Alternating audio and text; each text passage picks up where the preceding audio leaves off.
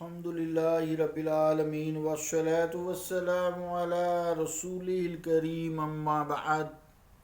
فاعوذ باللہ من الشیطان الرجیم بسم اللہ الرحمن الرحیم کل یوم ہوا فی شأن صدق اللہ العظیم۔ عزیزان گرامی قدر، السلام علیکم ورحمۃ اللہ وبرکاتہ۔ آیت کریمہ جو تلاوت کرنے کی سعادت حاصل ہوئی ہے، اس کا ترجمہ یوں ہے کہ اللہ تعالی ہر لمحے نئی شان سے تجلی فرماتا ہے۔ اللہ کا قول سچا ہے جو بڑی ہی عظمت والا ہے۔ عزیزان گرامی قدر، جیسا کہ ہم پیچھے پڑھ کے آئے ہیں کہ ساری کائنات اللہ تعالیٰ کی صفات و ذات کو ظاہر کرتی ہے، اور اللہ تعالیٰ نے خود فرمایا، حدیث قدسی ہے،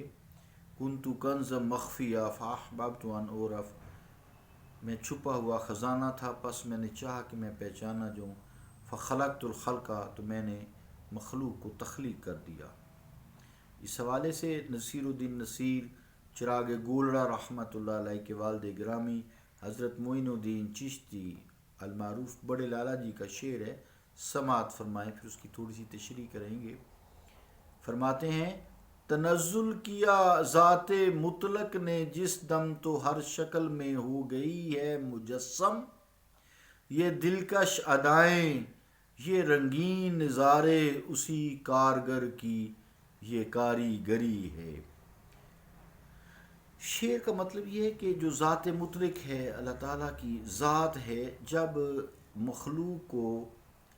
اپنی دولت عرفان سے مالا مال کرنے کے لیے تنزل فرمایا،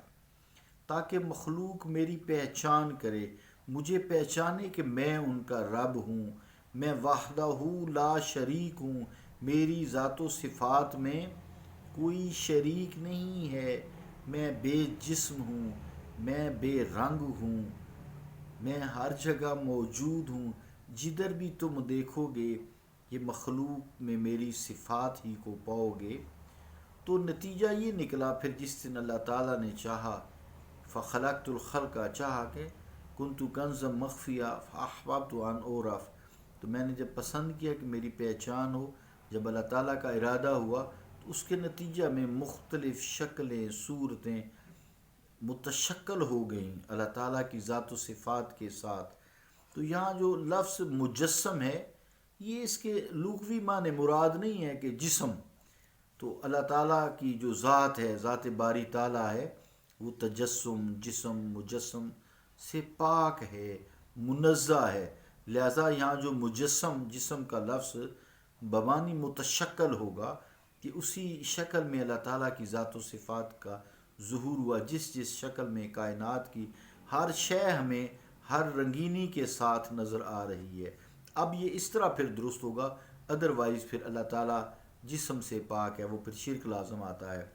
گویا ظاہر تو ہر شکل میں ہو گئی اللہ تعالیٰ کی ذات و صفات، اس لیے اس کو متشکل بھی کہہ سکتے ہیں، یہ بات کچھ درست معلوم ہوتی ہے۔ ویسے لفظ جسم کے جو حضرت خواجہ غلام فرید ہیں، انہوں نے اپنے کلام میں بھی اسی طرح استعمال کیا ہے، جیسے میڈا جسم وی توں، میڈا روح وی توں، میڈا قلب وی توں، جند جان وی توں۔ تو مگر اس سے مراد وہی ہے جو مجسم کے لفظ سے ہے، یعنی متشکل کے معنوں میں، ورنہ تو ذات باری تعالیٰ جسم میں مجسم نہیں ہو سکتی نا، حلول بھی نہیں ہو سکتی۔ تو جتنے بھی ہمیں تعینات ہیں، مناظر فطرت ہیں،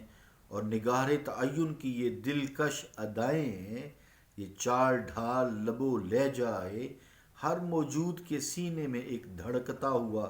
دل ہے، یہ سب کچھ اسی کاریگر یعنی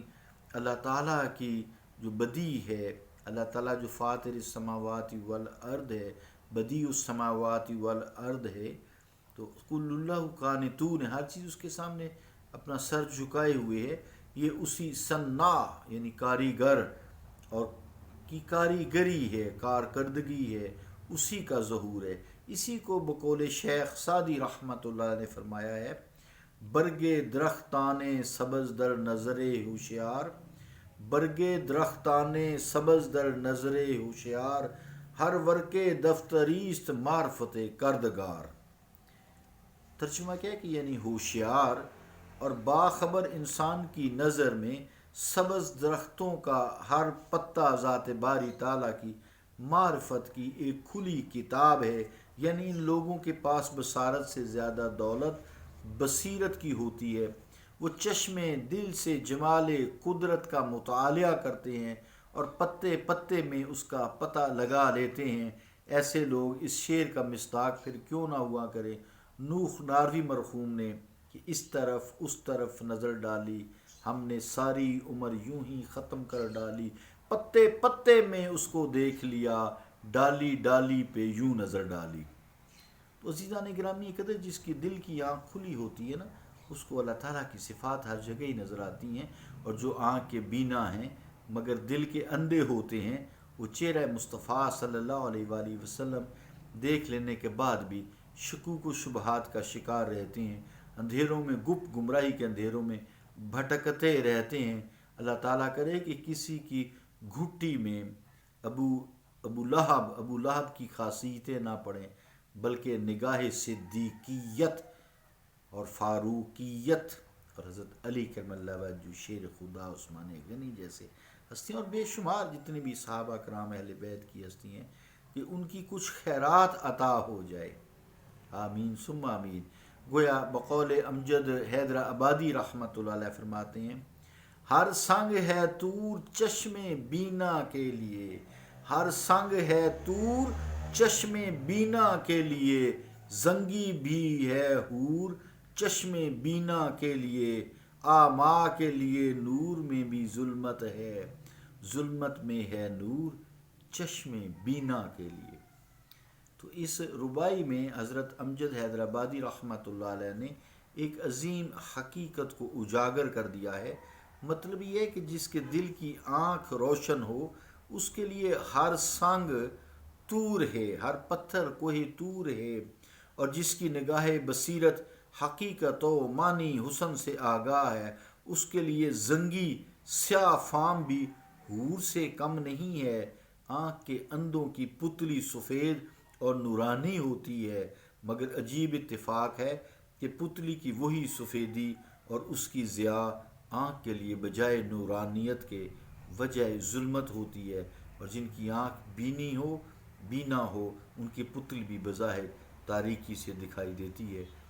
جب چونکہ وہ بینا ہیں، اس لیے قدرت نے اس تاریکی کو منبع نور بنا کر رکھ دیا ہے، اور اندھوں کی بظاہر سفید اور نورانی دکھائی دینے والی پتلی کو اندھیرے کی کال کوٹڑی بنا دی ہے۔ مراد یہ کہ اگر آپ اپنی آنکھ میں دیکھیں، میں سمجھاتا ہوں، تھوڑا سا مشکل ہے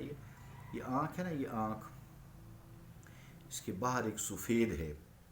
پھر اس کے اندر ایک کالا ہے،